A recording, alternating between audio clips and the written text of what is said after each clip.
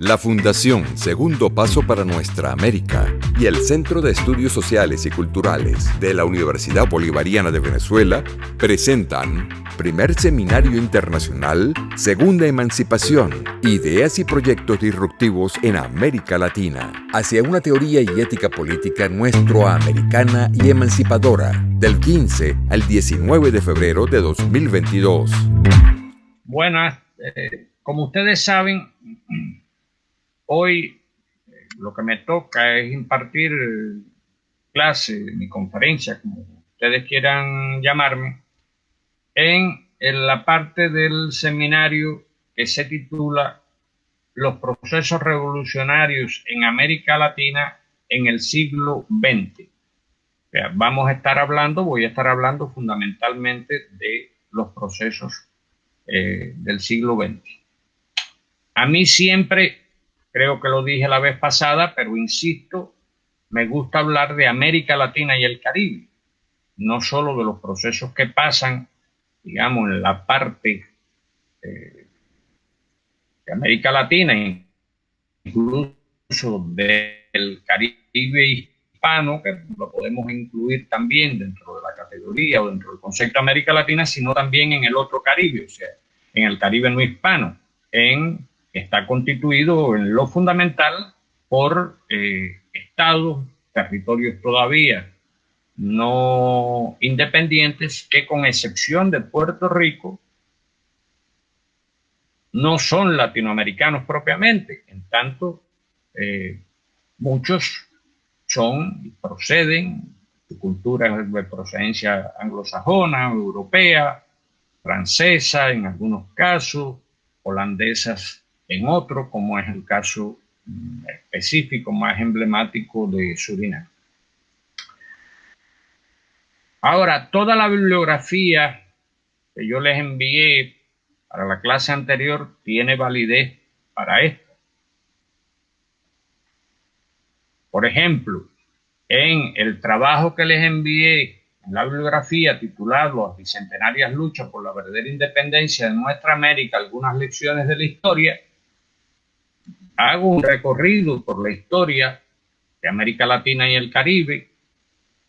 desde la Revolución Haitiana, miro ese proceso de la Revolución Haitiana y por supuesto del inicio de las luchas por la independencia en el espacio que Miranda llamó la Colombia, y de ahí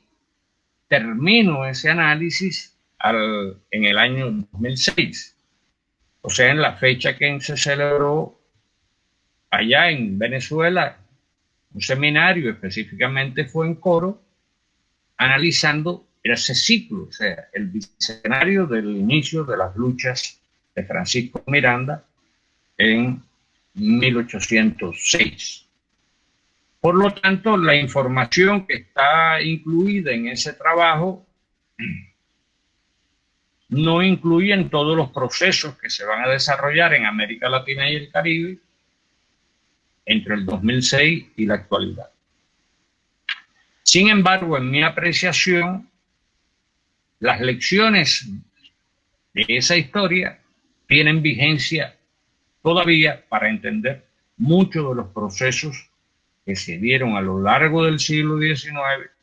del XX, y que se están dando todavía en nuestra región, en nuestra América, para utilizar el concepto que utilizó José Martí, tal y como planteé en la clase anterior. La otra bibliografía que coloqué a vuestra reflexión es una cronología de las agresiones de Estados Unidos contra América Latina. De alguna manera, esa fue la base empírica para el otro trabajo, porque esa cronología igualmente va desde aproximadamente 1804 al 2006. 2006, 2007, que fue cuando se publicó esa cronología. El otro trabajo es un trabajo posterior. Ese trabajo ustedes lo tienen con el título La dinámica entre la revolución la reforma, el reformismo, la contrarreforma y la contrarrevolución en la historia de nuestra mayúscula América. Algunas hipótesis. Aquí el término nuestra mayúscula América es un término que, como está dicho en el texto, utilizó el joven Ernesto Che Guevara después de haber realizado lo que se llama su primer recorrido por básicamente por Sudamérica, porque fue un recorrido esencialmente suramericano que, dicho sea de paso, concluyó en Venezuela. Ahí fue el último lugar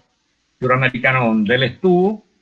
antes de regresar a su tierra natal, Argentina,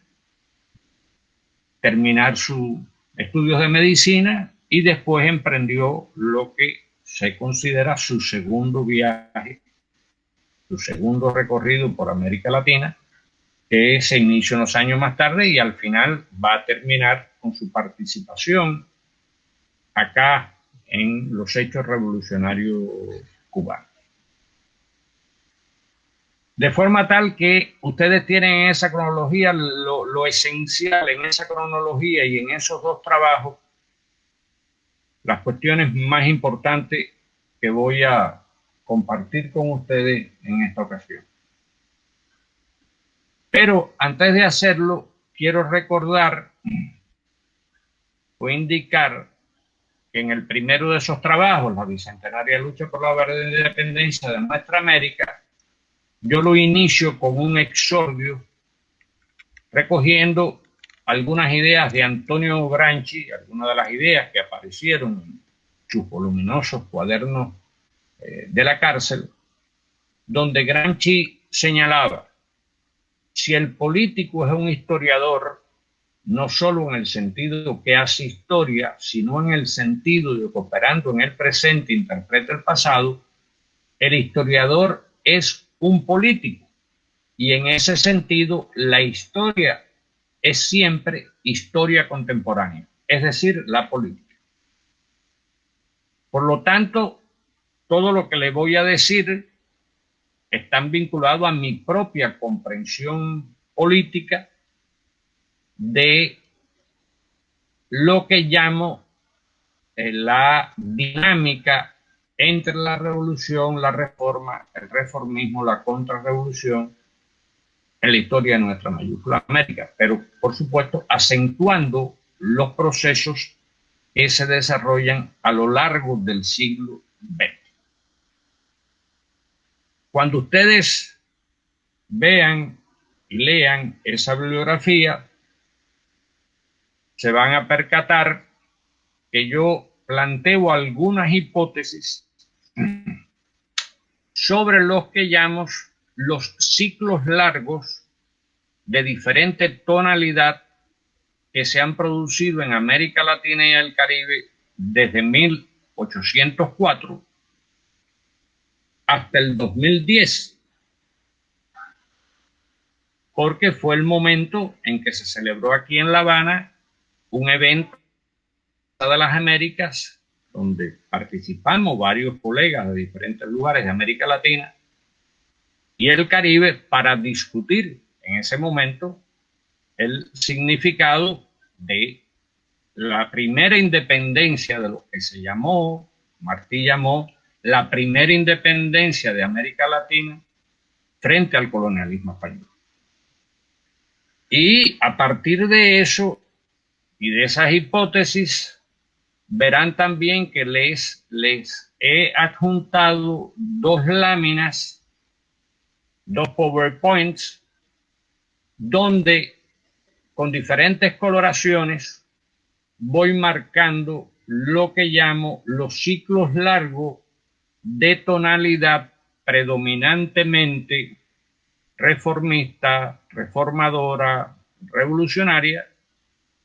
y voy marcando en letra azul en la parte baja de la línea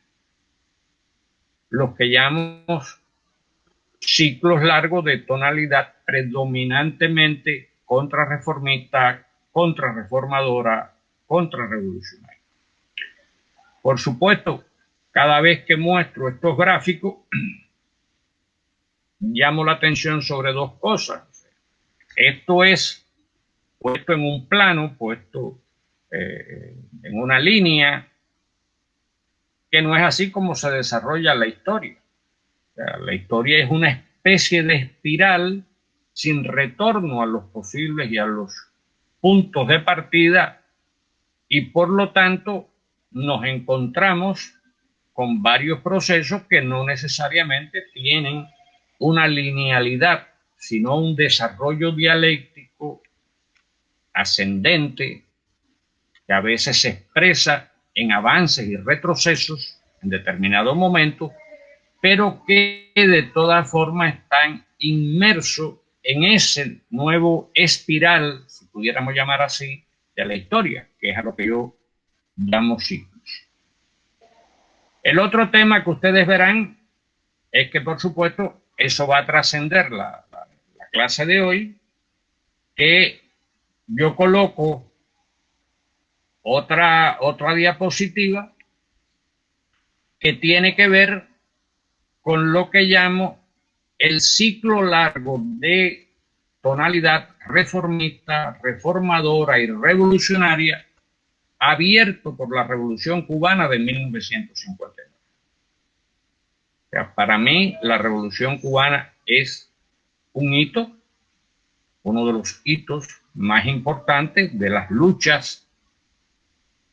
en este caso, por lo que Martí llamó la segunda independencia de América Latina, ya no frente al colonialismo español, sino frente al imperialismo estadounidense. En la clase pasada abordé ese tema y puse bibliografía del pensamiento martiano con relación a lo que él llamó posteriormente las luchas por la segunda independencia de América Latina. Puse 2 o 3 textos martianos donde se justifica el por qué él comenzó a hablar de las luchas por la segunda. Y por supuesto ese es el ciclo donde está colocado la Revolución Cubana de 1959. Un ciclo largo que en mi opinión no ha concluido, a pesar de los avances, retrocesos de los últimos años, que cuando ustedes vean la gráfica, de alguna forma estaba anunciado a la altura de 1910, del 2010, perdón, en líneas continuas y en líneas discontinuas donde el ciclo podía terminar, o más bien opciones en que el ciclo pudiera continuar, que creo que es lo que ha ocurrido. O sea, ese ciclo no ha concluido y la etapa que se inicia en 1999,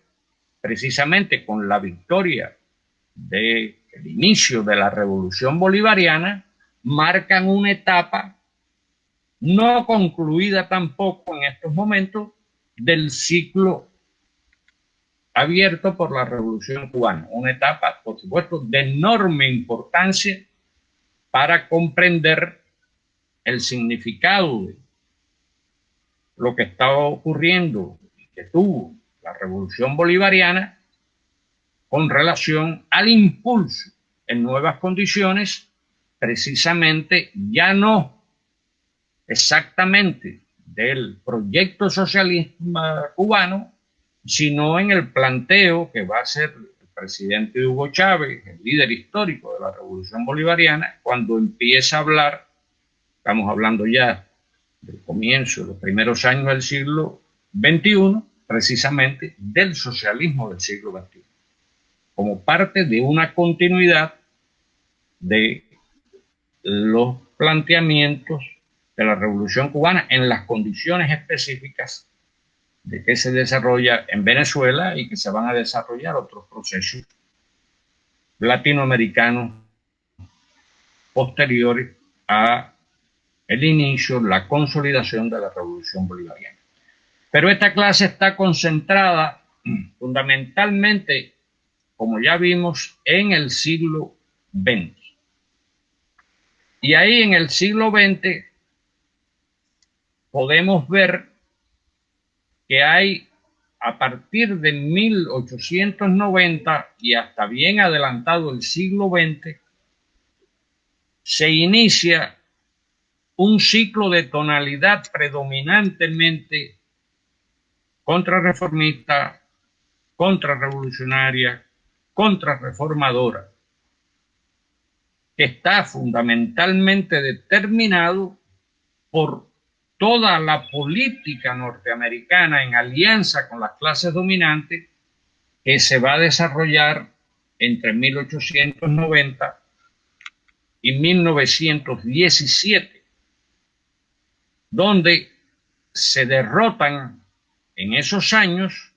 otros proyectos de cambios favorables a los intereses nacionales y populares que se estaban desarrollando en diversos países latinoamericanos en aquellos momentos. Estoy hablando en los últimos años y los primeros años, la primera década, si ustedes prefieren, los primeros 3 lustros del siglo XX. Ese ciclo largo de tonalidad contrarrevolucionaria empieza a revertirse tomando como hito la Revolución Mexicana de 1917. Por supuesto, ustedes saben seguramente que las luchas que culminaron con la Revolución Mexicana de 1917 comenzaron en el 1910. O sea, no es que la Revolución Mexicana triunfó de un día a otro, sino fue una larga lucha donde se fueron incorporando diferentes actores, sujetos sociales, políticos, intelectuales, militares, entre ellos la naciente clase obrera mexicana, pero también se fue incorporando a las luchas en ese ciclo el movimiento campesino. Y se fue incorporando también en ese ciclo las luchas de los pueblos originarios de México, que también se incorporaron a las luchas contra el orden dictatorial previamente establecido en México en una larga guerra civil. Repito, duró aproximadamente 7 años, también con la injerencia y con la intervención contrarrevolucionaria de los Estados Unidos, incluyendo la ocupación mexicana. De ahí salen las figuras emblemáticas de Pancho Villa en la parte norte de México y de Emiliano Zapata en la parte sur de México. Y eso, como ustedes verán en el exordio al trabajo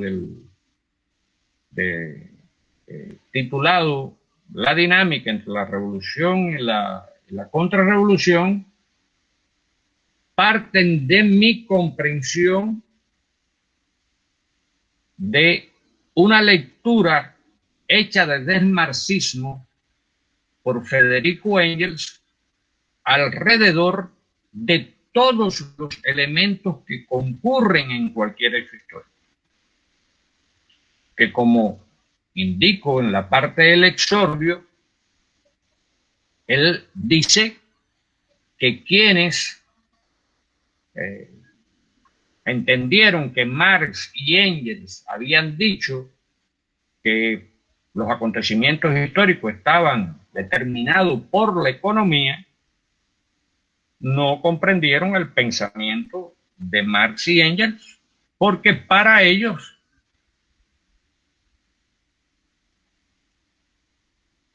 no la economía, sino la reproducción de la vida real, algo que no es solo la economía, era la última instancia explicatoria de los procesos históricos. Pero después Engels agrega otro conjunto de elementos que tiene que ver con la importancia que tienen en los acontecimientos históricos las tradiciones de los pueblos, la forma en que se mira, y también la confluencia de diferentes voluntades, diferentes actores, que son los que al final terminan produciendo lo que él llama una resultante, que es el hecho histórico. De manera tal que yo le doy mucha importancia a los efectos de este seminario, que también miremos esos símbolos que se producen, esa manera en que nuestros pueblos se apropian de su propia historia, de las tradiciones de lucha, y la transforman también en energías para las luchas que tienen que desarrollar en cada momento histórico. Para los que están viendo esta clase o esta conferencia desde Venezuela, es la explicación de que el movimiento bolivariano buscara su fuente de inspiración en Simón Bolívar, como la Revolución Cubana buscó su fuente de inspiración en Martí, en José Martí y en los próceres por la primera lucha de independencia de Cuba contra España. De forma tal de que eso está presente en cualquier desarrollo de los procesos políticos, históricos que se produjeron en el siglo XIX latinoamericano y en el XX y también en el XXI. Pero ese no es el centro de mi clase. Ahí, entonces, ustedes también van a ver en la diapositiva cómo la Revolución Mexicana del 17, y tomo como referencia el año 17 porque es el año en que se aprueba la Constitución mexicana que surge de la Revolución. Y fue en su momento una de las constituciones más avanzadas, pero una constitución social con componentes importantes nacionalistas, agraristas, recogiendo también de alguna manera reivindicaciones de la naciente clase obrera. Y esta revolución se produce antes de la Revolución de Octubre de 1917. No quiere decir que en América Latina no haya tenido impacto la Revolución de Octubre del 17. Obviamente, sí lo tuvo. Pero el elemento de esta etapa central para mí es la Revolución Mexicana que ya mencioné. En tanto, cuando miramos el desarrollo de los procesos que se van dando en América Latina y el Caribe, en lo que yo llamo el ciclo largo de tonalidad reformadora y revolucionaria que va desde 1017 a 1940, en lo fundamental tienen una influencia muy grande de los desarrollos de los procesos que se van dando y que se dieron en México,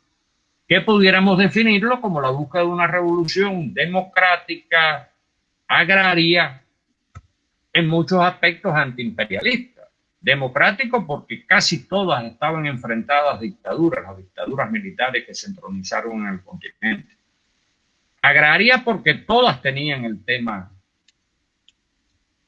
agrario como un componente central, y antiimperialista en la medida en que todas recurrían y se enfrentaron de alguna forma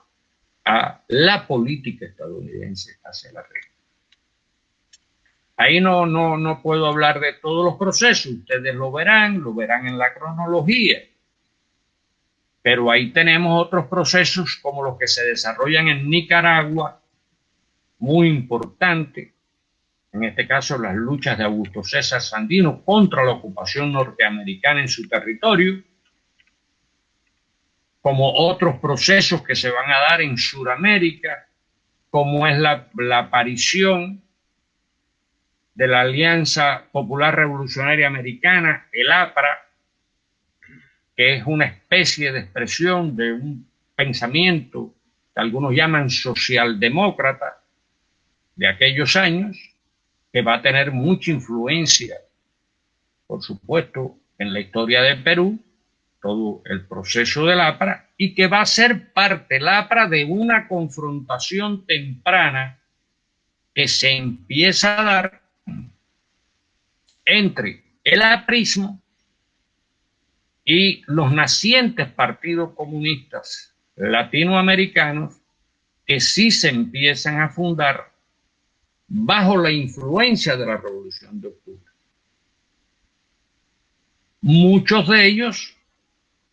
casi todos, por decirlo así, o todos, vinculados a la Tercera Internacional Comunista, que es fundada por Vladimir Ilich Lenin en 1919,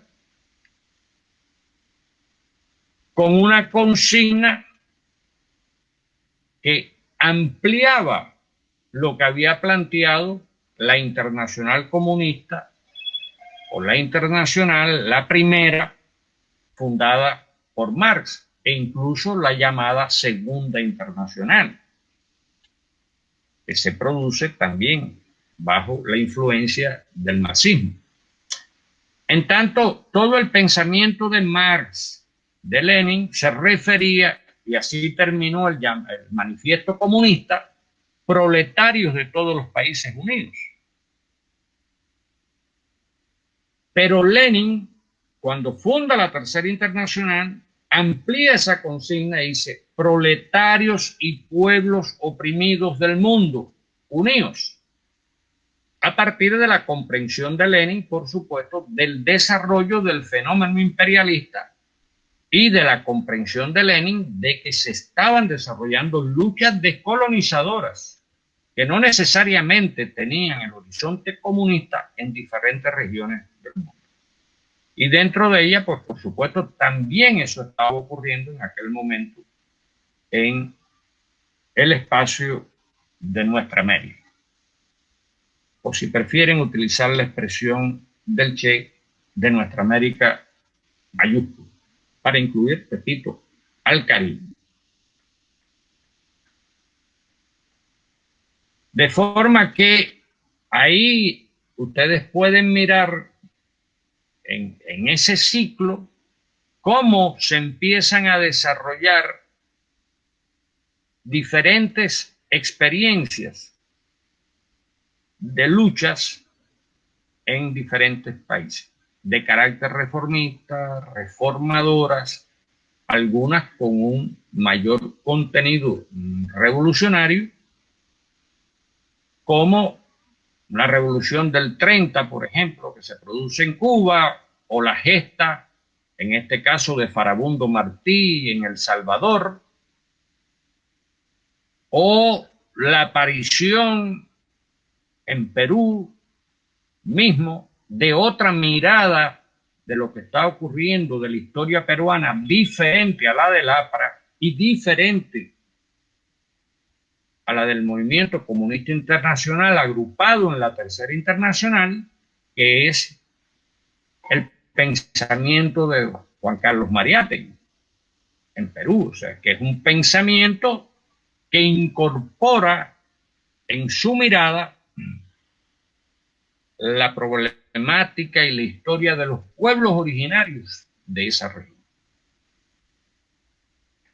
Pero en ese ciclo, no. Y además, Mariátegui nos deja planteado, yo digo que para todos los tiempos,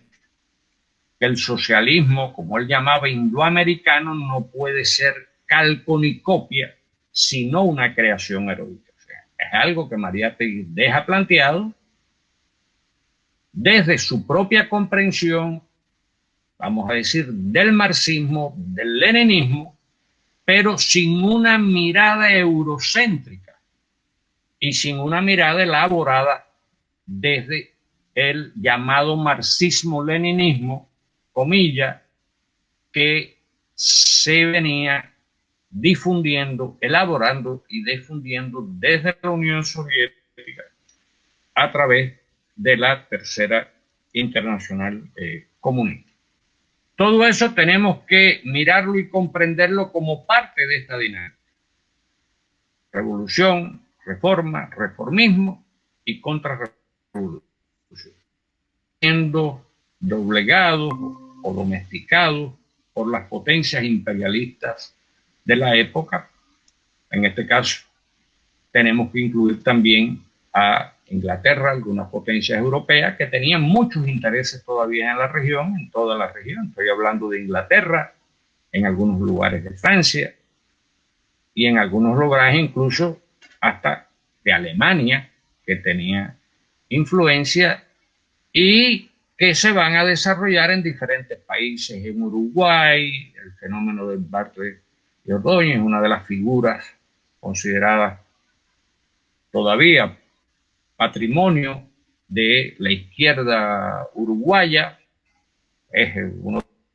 los fundadores del Partido Colorado, que todavía sectores del Partido Colorado, por ejemplo, se incorporaron al Frente Amplio Uruguayo, que se funda en el comienzo del ciclo que se va a dar, gobiernos reformistas, incluso gobiernos militares reformistas en otros países, como ocurre en Bolivia, gobiernos militares que aún de manera confusa incluso tenían posiciones que algunos las colocan cercanas al nacionalsocialismo, no necesariamente a la Tercera Internacional, sino al nacionalsocialismo italiano y después alemán, que es el que va a dar inicio al nazifascismo. En fin, es una etapa de mucha complejidad, pero en esta etapa también se incrementan las luchas del pueblo puertorriqueño por su independencia frente a Estados Unidos, encabezada por una figura emblemática, Pedro Albizu Campos. Luchas de todo tipo, legales, armadas o desarmadas. Entonces, todo eso tenemos que incorporarlo dentro de este ciclo que desgraciadamente empieza a revertirse a partir de 1939, 1940. Para mí es un hito de ese año, es una marca, el hecho de que a partir del comienzo de los prolegómenos de la Segunda Guerra Mundial, Estados Unidos logra su propósito de articular el que ahora se llama Sistema Interamericano. O sea, desde la década del 1890, de la convocatoria de la primera Conferencia Internacional de Estados Americanos, esas conferencias siguieron desarrollándose, siguieron en un proceso en ocasiones muy complicado, se demoraban a veces años en reunirse, pero volvían a reunirse. Y en el año 34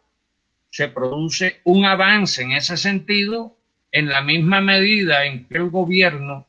que yo llamo reformista, reformador de la propia sociedad norteamericana, que es el gobierno de New Deal, Nuevo Trato, presidido por Franklin Delano Roosevelt, empieza precisamente a impulsar lo que algunos llaman políticas de corte keynesiano para resolver la gran crisis que había venido afectando a la economía norteamericana y mundial desde 1929. Pero ya en esos años, Franklin Delano Roosevelt lanza una nueva política para América Latina, que es la llamada política del buen vecino.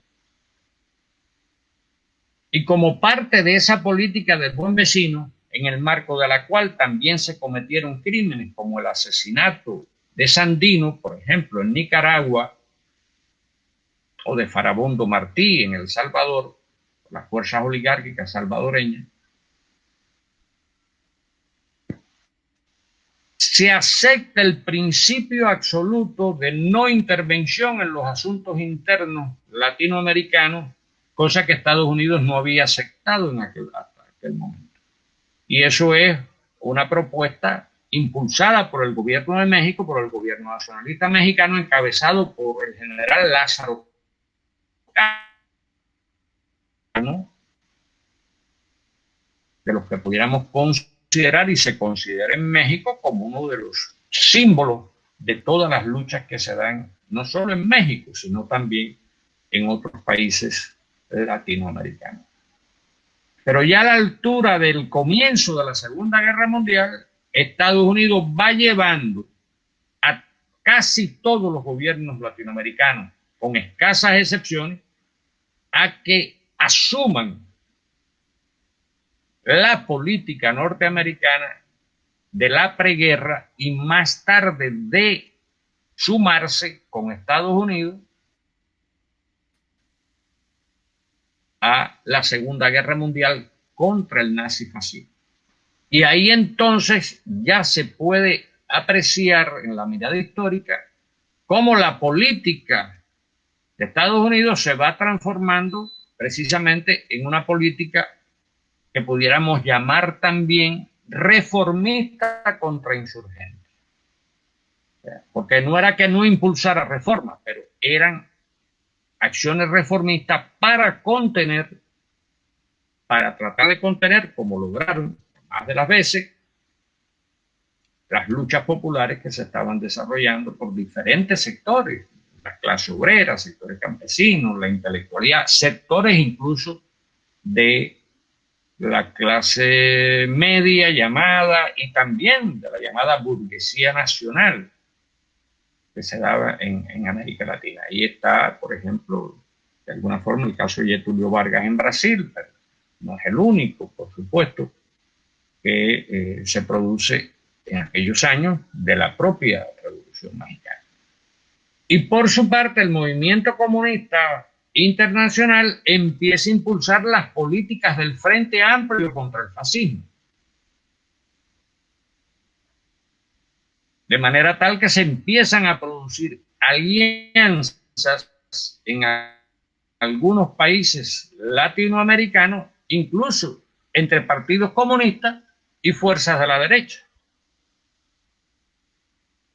Algo de eso ocurre en Cuba, cuando el Partido Comunista de Cuba cambia el nombre, se empieza a llamar Partido Socialista Popular y hace una alianza política en 1940 con Fulgencio Batista, que había sido uno de los artífices principales, de las figuras principales de la contrarrevolución que se había producido en Cuba en el año 33. Pero eso pasa también en Nicaragua, donde el Partido Socialista Nicaragüense empieza de alguna forma también a apoyar a Somoza. O sea, es un proceso complejo que tiene mucha complejidad, porque al final, dentro del propio movimiento comunista internacional y latinoamericano, empieza a preponderar la tesis de lo que se llama las dos etapas de las transformaciones revolucionarias en América Latina. Una etapa que ellos llamaban democrática, burguesa, antiimperialista, nacionalista, agraria, pero sin plantearse como horizonte el socialismo, mucho menos el comunismo. Ahí empieza ese ciclo que yo digo que es un ciclo predominantemente contrarrevolucionario del 17, del 40 al año 59,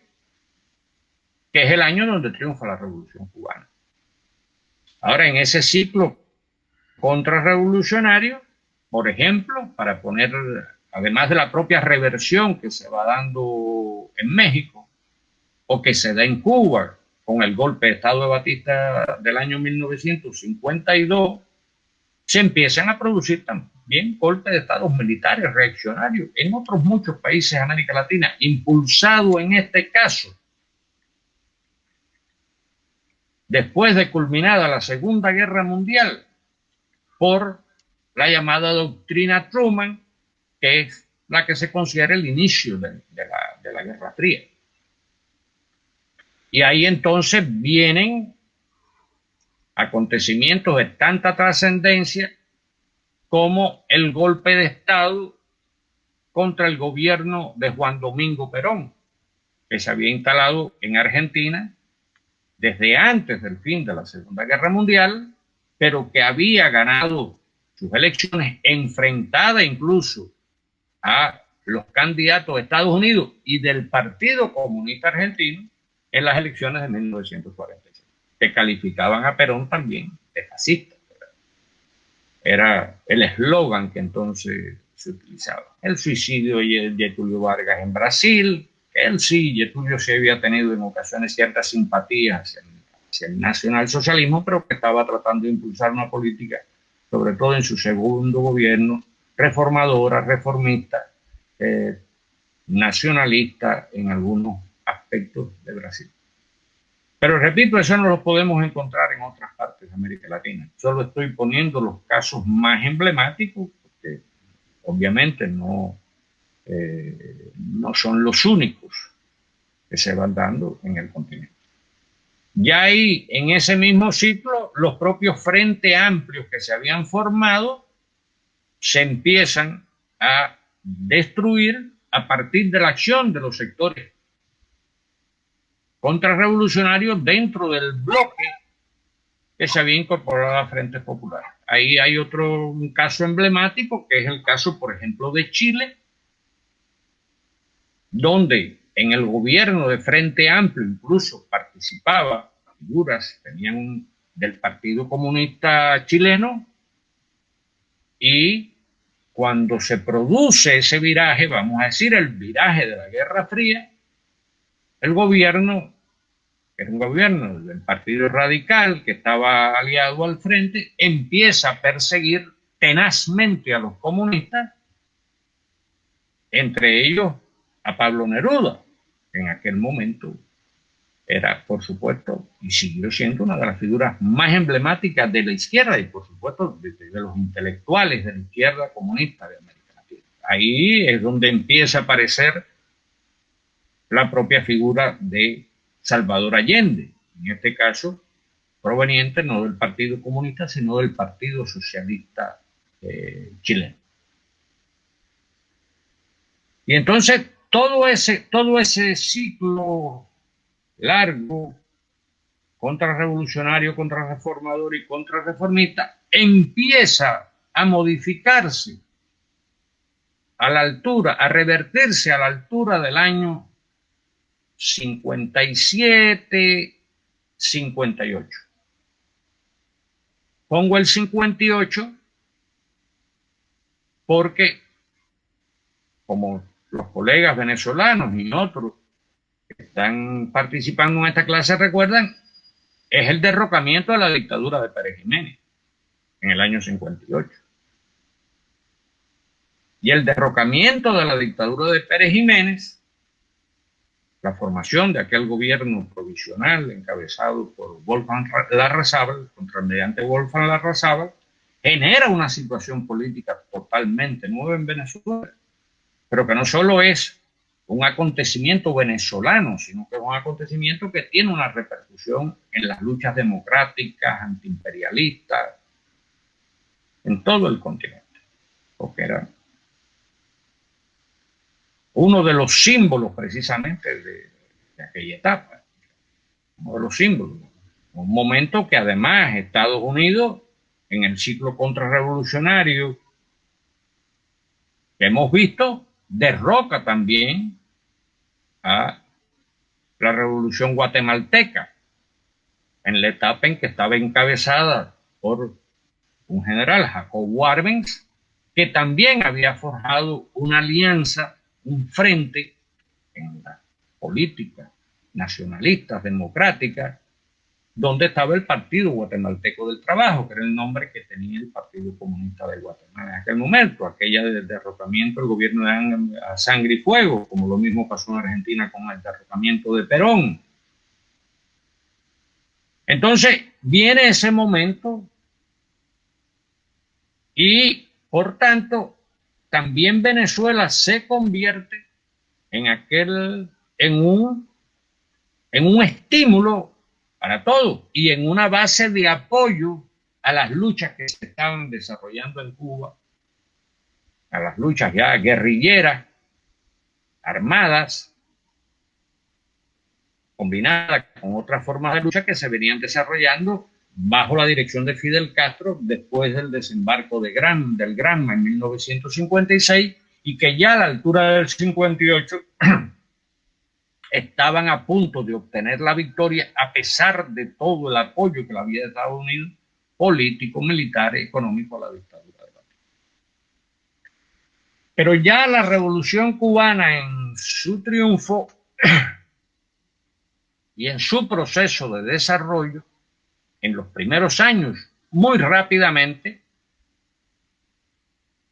ya no está planteando que su horizonte es una revolución democrática, agraria, antiimperialista, como se había dicho antes, sino la Revolución Cubana ya se plantea un objetivo estratégico socialista. Aunque habitualmente se dice que la proclamación del carácter socialista de la Revolución Cubana se produjo, porque fue así, el 16 de abril de 1961, la proclama Fidel en víspera de la intervención mercenaria organizada por Estados Unidos, y yo creo que se me volvió a ir la voz. Eduardo, ¿me escucha? Porque se congeló la imagen. No, pero sí la escucho, sí lo escucho. Bueno, estaba diciendo que la Revolución Cubana ya se plantea otro horizonte, que aunque se dice que la proclamación del carácter socialista de la Revolución Cubana se produce en el año 16 de abril de 1961, si miramos, por ejemplo, la primera declaración de La Habana, firmada por más de 1 millón, apoyada por más de 1 millón de ciudadanos cubanos, ya es una declaración que está preanunciando el carácter socialista de la revolución. Estoy hablando de una que se hace en septiembre de 1960. Pero ya la Revolución Cubana plantea entonces otro horizonte de transformación, con todas las implicaciones que eso va a tener para el movimiento popular y revolucionario en toda América Latina. Y también en el impulso y en el apoyo a las luchas por la descolonización del Caribe, no solo del Caribe hispano, no estoy hablando solo de Puerto Rico o de Haití, que pudiéramos decir que es latino, de República Dominicana, que es hispano también, sino en el Caribe angloparlante e incluso en las colonias francesas y holandesas que existían en la región. Ya los franceses no le llamaban colonia, le habían puesto departamento francés del ultramar. Holanda estaba en una operación parecida, porque Holanda también tuvo su propio síndrome con las derrotas del colonialismo holandés en Asia, en lo que es el territorio de Indonesia, Java, y también estaba buscando una fórmula para mantener su dominación colonial o neocolonial sobre esos territorios, como Estados Unidos buscó la fórmula para Puerto Rico, que todavía perdura, del mal llamado Estado Libre Asociado. Correcto, pero viene todo un estímulo a la lucha por la descolonización. Y ese estímulo, por supuesto, los apoya, los respalda también la Revolución Cubana en todos esos años. Segunda declaración de La Habana, estamos hablando del 4 de febrero de 1962, también apoyada por el pueblo de Cuba, con la presencia además de muchos invitados latinoamericanos. Y luego eso va a seguir parte del proceso que tiene que ver con la realización en Cuba, enero de 1966, de la primera conferencia tricontinental donde se articulan no solo las luchas de América Latina, sino las de Asia y las de África. Y de ahí va a salir otra convocatoria, que es una convocatoria a la Organización Latinoamericana de Solidaridad, cuya conferencia se realiza en Cuba en 1967. Y a todas esas conferencias se invitaron de manera lo más unitaria posible a todas las fuerzas de izquierda de la región, fueran comunistas, fueran socialistas o provinieran de algunas otras tradiciones, particularmente de los que ya inspirados por la Revolución Cubana, inspirados por el legado del Che, se le empiezan a llamar ejércitos de liberación nacional, que toman ese nombre en diferentes países de América Latina. En algunos casos, como el de Chile, no toma el nombre del EN, sino del Movimiento de Izquierda Revolucionaria. En el caso de Guatemala empiezan a surgir otras organizaciones con otros nombres. Pero aunque interactuando con el Partido Guatemalteco del Trabajo, ya empiezan a formar otra generación de organizaciones. Lo mismo pasa en Perú. En Perú también se funda un movimiento de izquierda revolucionario, se forma un ejército de liberación nacional, separados unos de otros. En Perú se dan también luchas de sectores trotskistas, como el ejemplo de Hugo Blanco, las luchas campesinas de Hugo Blanco, que era un hombre vinculado a la Cuarta Internacional, a una de las ramas de la Cuarta Internacional trotskista. Pero ya ahí el horizonte de las transformaciones, repito, pasa a ser otro. Ya es la lucha por el socialismo. Armadas, desarmadas, de diferentes formas de lucha, aunque en los primeros años, la primera década del 60, predominaron todos los intentos de lucha armada revolucionaria contra, por la liberación nacional y social, etc. Pero ahí ustedes verán en la gráfica que tiene que ver precisamente con el ciclo abierto por la Revolución Cubana, como la política contrarrevolucionaria de Estados Unidos, una política reformista contrainsurgente, estructurada alrededor de la administración Kennedy, después de la derrota de la invasión mercenaria de Playa Girón, impulsa, que es la llamada Alianza para el Progreso, que es una política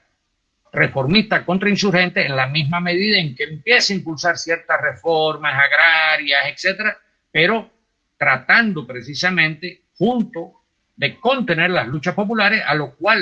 para lo cual fortalece también toda la estructura militar contrainsurgente de Estados Unidos en alianza con todos los ejércitos latinoamericanos de la época. Alianza que de alguna manera todavía han perdido. Pero ya terminando la década del 60 se empiezan a producir otros procesos. En el año 68, para tomarlo como un año emblemático, prácticamente con unos días de separación unos de otros, triunfa un gobierno militar nacionalista en Perú, encabezado por el general Juan Velasco Alvarado, y triunfa otro día después en Panamá, encabezado, todavía no era general, por el comandante Omar Torrijos, que por supuesto su reivindicación, una de las reivindicaciones principales, era la recuperación del Canal de Panamá, la devolución del territorio del canal usurpado desde 1903 y 4 por los Estados Unidos a la soberanía panameña. Y en el caso del gobierno nacionalista peruano, es un gobierno que además de nacionalizar empresas norteamericanas, emprende una reforma agraria bastante radical, emprende también acciones para controlar la acción de las empresas, no solo las extranjeras, sino también las nacionales, con una ley de empresas. Y desde el gobierno militar se empieza a impulsar una política reformadora, nacionalista, enfrentada, por supuesto, con los intereses de la clase dominante peruana, pero también con Estados Unidos y con los gobiernos de derecha que en aquel momento imperaban en América Latina. Pero ya entonces, en el año 70 se produce otro gran acontecimiento, que es la victoria popular chilena a fines del año 1970, liderada, en este caso, por el presidente Salvador Allende. Y ya eso es fruto de una maduración, ya se llama Unidad Popular, de lo que previamente se había llamado en Chile el Frente Revolucionario de Acción Popular, FRAP, integrado por socialistas, comunistas, en alianza, pero ahí se incorporan otros elementos, otras organizaciones, sectores importantes del Partido Radical, pero también se empiezan a incorporar otras organizaciones que no venían de ninguno de los dos troncos u otros sectores sociales, políticos, culturales, como fue un movimiento que venía desde los años 60, pero que de todas maneras en Chile adquiere un nuevo impulso, que es la teología de la liberación.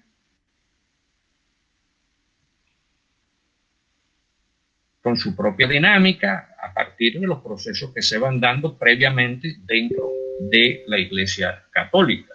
el Concilio Vaticano II, en fin, una historia que también va a nutrir muchos de los procesos que ocurren de cambio, reformadores, reformistas, revolucionarios, le digo, en esa dialéctica compleja que se desarrollan entre 1970 y 1990. En la cúspide de ese proceso, o de ese ciclo, vamos a decir, para utilizar el lenguaje que empleo ahí, tenemos que se producen, además de procesos de descolonización del Caribe angloparlante, Jamaica, Trinidad y Tobago, Barbados, Guyana, donde se habían desarrollado también importantes luchas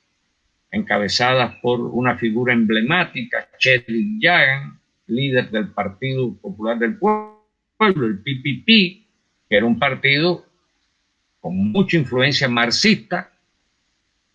particularmente del marxismo británico, pero con mucha influencia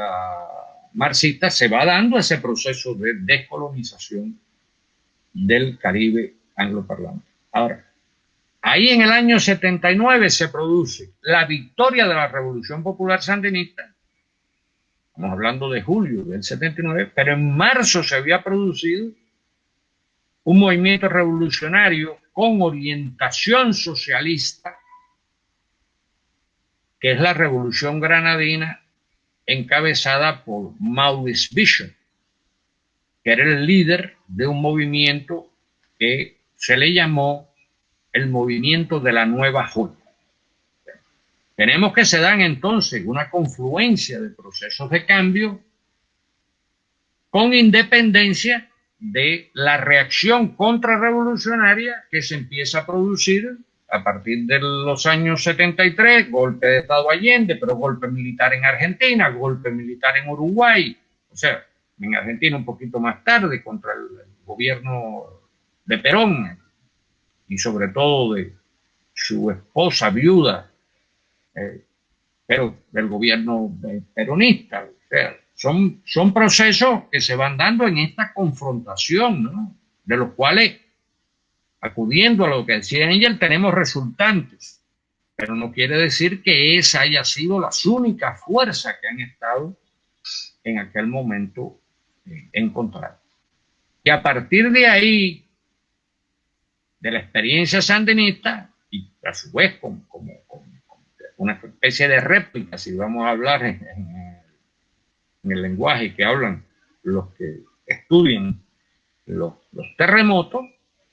se produce la unidad revolucionaria en El Salvador, año 1982, en Guatemala también, en el caso de El Salvador con el Frente Farabundo Martí para la Liberación Nacional, en el caso de Guatemala, la URNG de Guatemala, y surgen otras fuerzas políticas o políticas militares en diferentes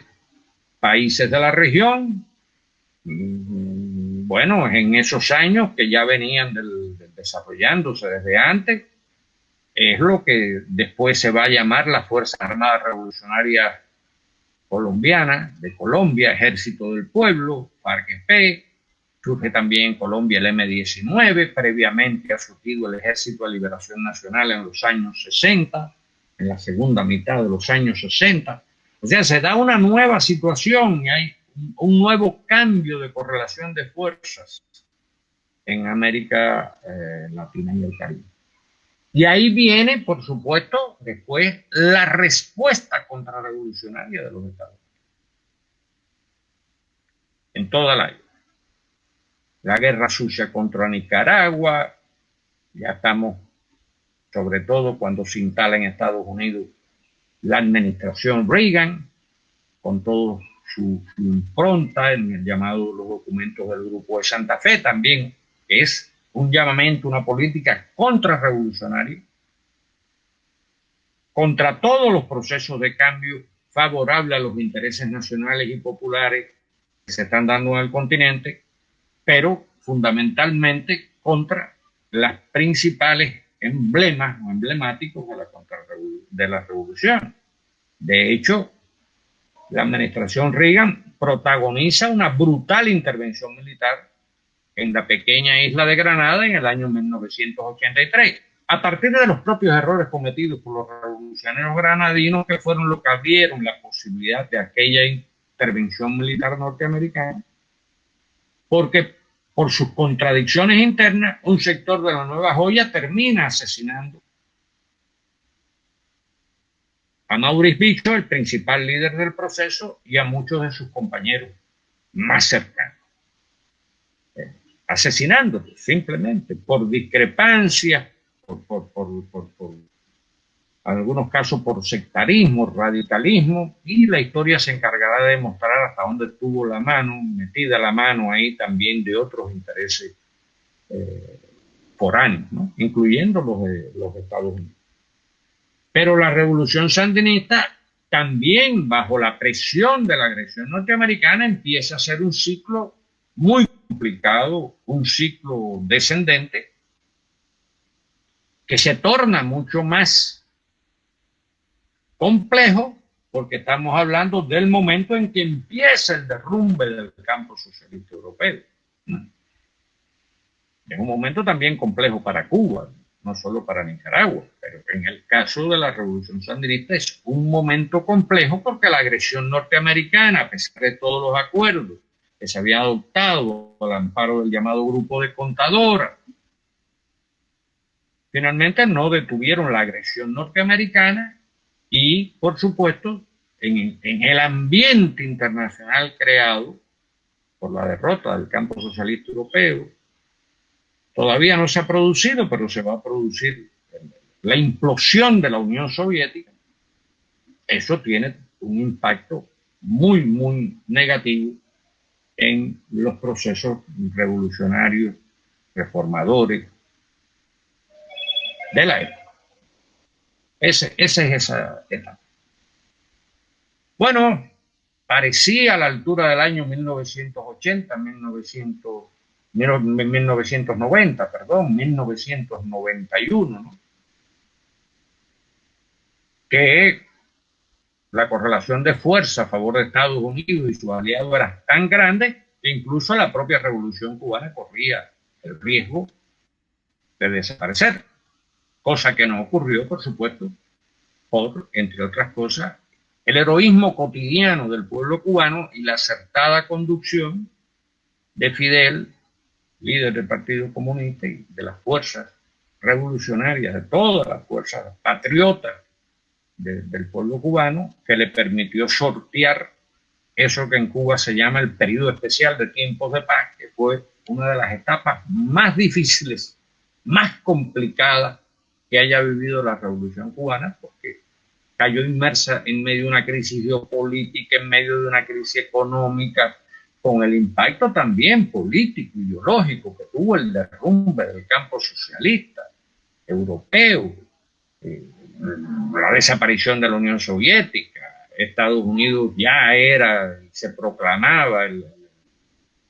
vencedor de la Guerra Fría. Ya entonces empezaron a circular ideas que incluso tuvieron impacto en América Latina, el fin de las utopías, el fin de la historia proclamada por Fukuyama, el fin de las utopías también, pero después a eso se le hizo eco un intelectual mexicano, Jorge G. Castañeda, que publicó un libro que se llamaba La utopía desarmada,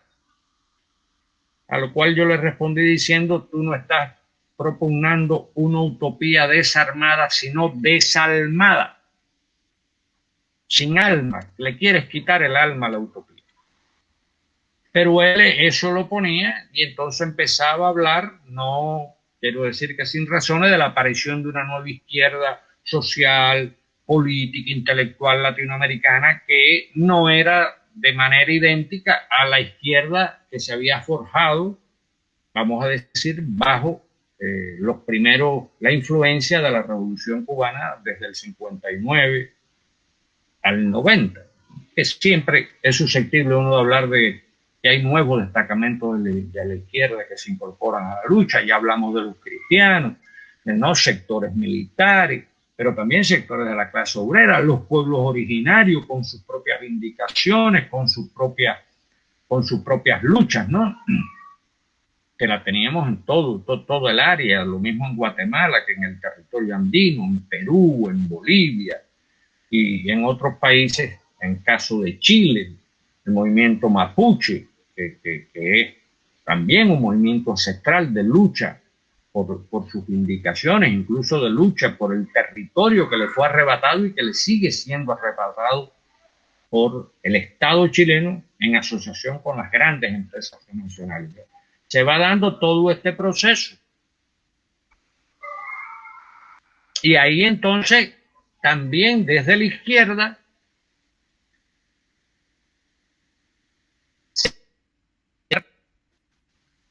nuevas ideas,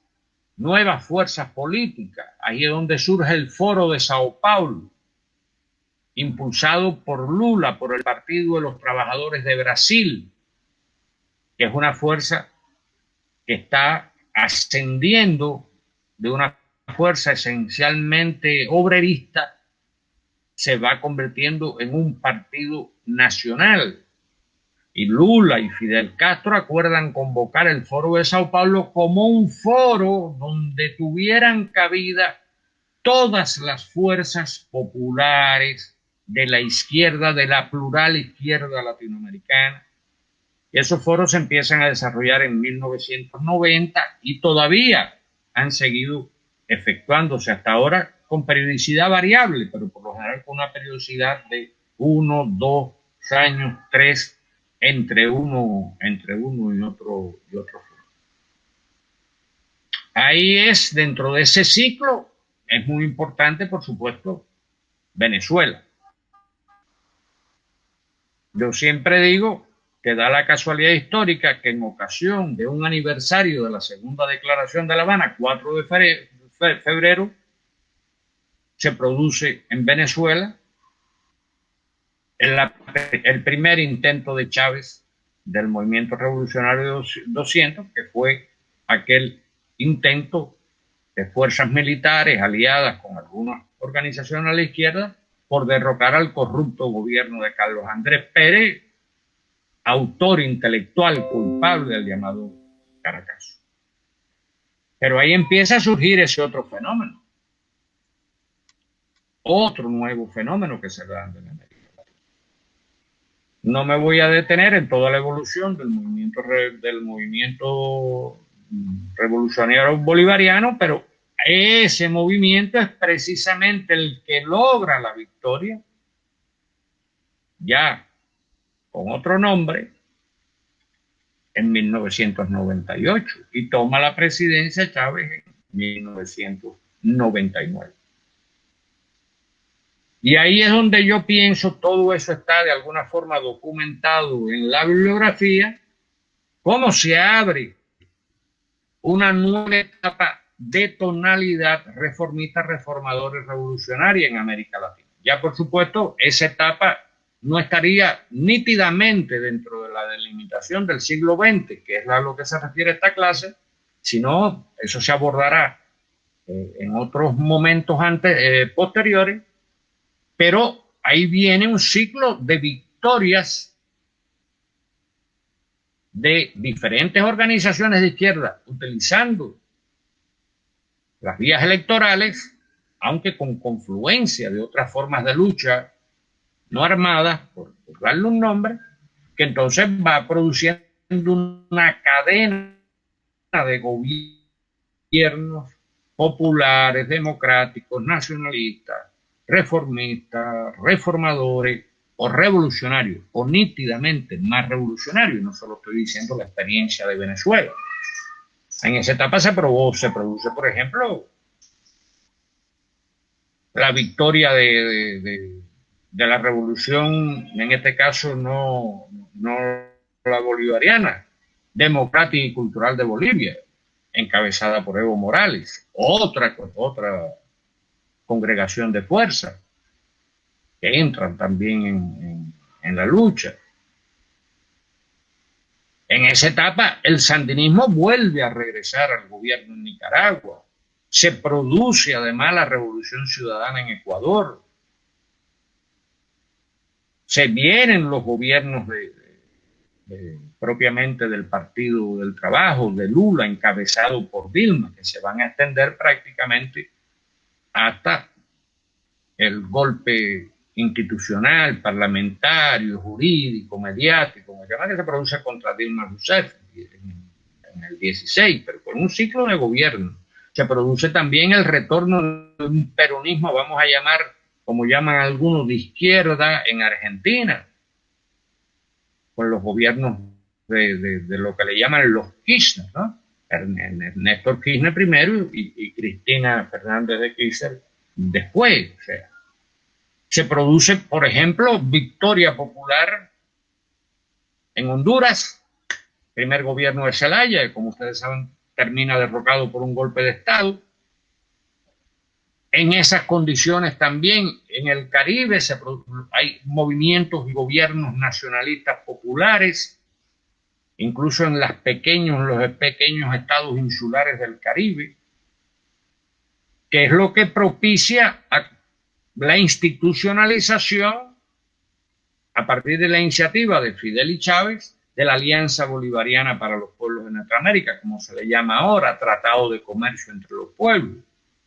que hable de Ecuador. Pero viene otra etapa dentro del ciclo abierto por la Revolución Cubana, que en mi opinión, ya lo dije, aún no ha terminado. Pero eso será motivo, por supuesto, de los análisis que se desarrollen en las clases posteriores con relación a cómo esa espiral de la historia, para llamarlo de alguna manera, sin retorno incluso a puntos de origen, aún cuando tengan su inspiración en la historia precedente, ahora lo estamos mirando en el momento que estamos y que ustedes van a estar viendo esta clase en procesos que todavía no sabemos bien cómo van a cristalizar. Bueno, el gobierno peruano, encabezado por Pedro Castillo, también, primera vez que una fuerzas populares, en una situación muy complicada, prácticamente en una especie de empate o de división del país, cambian el giro de los gobiernos peruanos en los últimos 10, 15, 20 años. Probablemente desde el derrocamiento del gobierno de Velasco Alvarado por otro militar, Morales Bermúdez, y algunos momentos en que el partido aprista gobierna Perú con Alan García y también trata de retomar un poco el discurso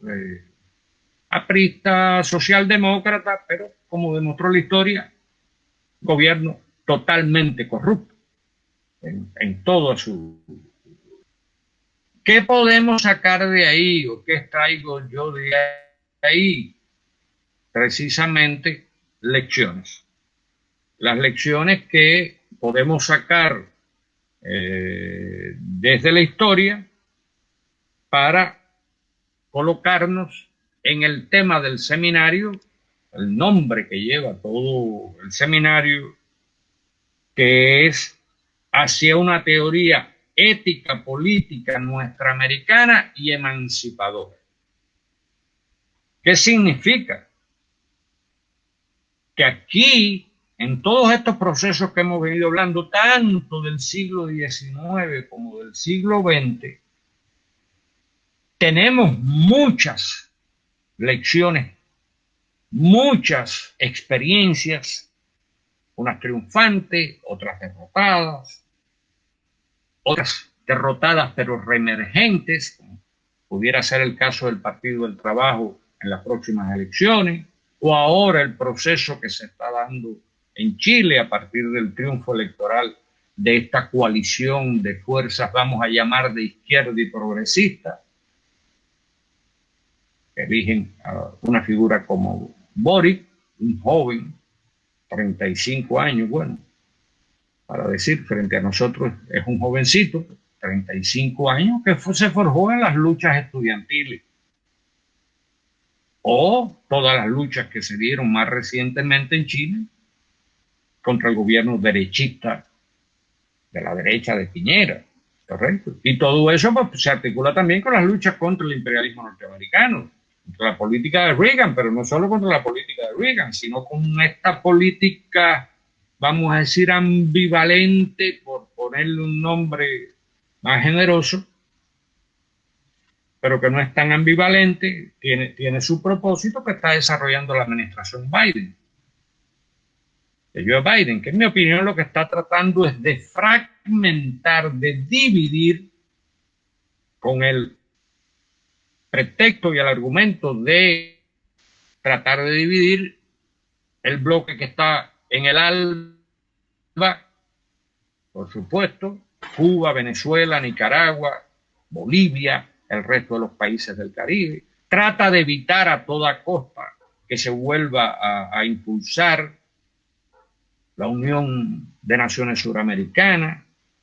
Ha tratado de debilitar, pero no ha logrado hacerlo. La detuvo, la contuvo, pero no ha logrado desestructurar totalmente a la comunidad de estados latinoamericanos y caribeños, que tuvo su más reciente y exitosa reunión en México, precisamente, en este año. Pero es como una política divisoria, tratando de dividir, chantajear, incluso a gobiernos, vamos a decir, progresistas, como el de Argentina, con el tema de la deuda externa, con el FMI, la Rona, por supuesto, al lado de Trump, que era una política totalmente.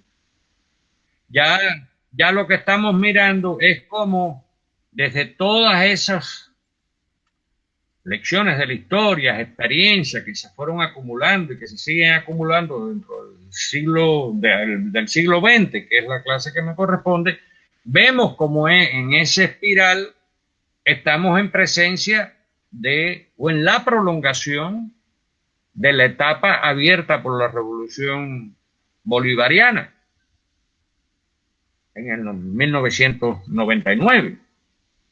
En esa etapa, dentro de ese ciclo largo iniciado por la Revolución Cubana. Ya eso ha de ser motivo de otra clase, pero yo creo que ahí, creo que esto lo dije, se pueden encontrar muchos elementos necesarios, en algunos casos imprescindibles, para el cumplimiento de los objetivos del seminario, que es la elaboración de una teoría y una ética política nuestroamericana y emancipadora, en todos los órdenes, o sea, porque tiene que ser emancipadora en el orden político, económico, pero también tiene que ser emancipadora en el orden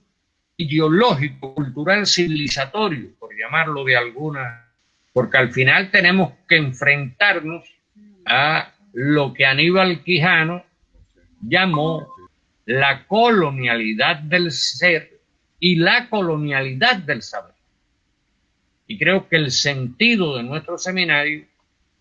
es precisamente eso, luchar contra esas colonialidades, pero particularmente contra la colonialidad del saber, sobre todo del saber difundido por las clases dominantes y por las principales potencias imperialistas del mundo. Gracias. Me quedo ahí. La Fundación Segundo Paso para Nuestra América y el Centro de Estudios Sociales y Culturales de la Universidad Bolivariana de Venezuela presentaron Primer Seminario Internacional, Segunda Emancipación, Ideas y Proyectos Disruptivos en América Latina, hacia una teoría y ética política nuestroamericana y emancipadora, del 15 al 19 de febrero de 2022.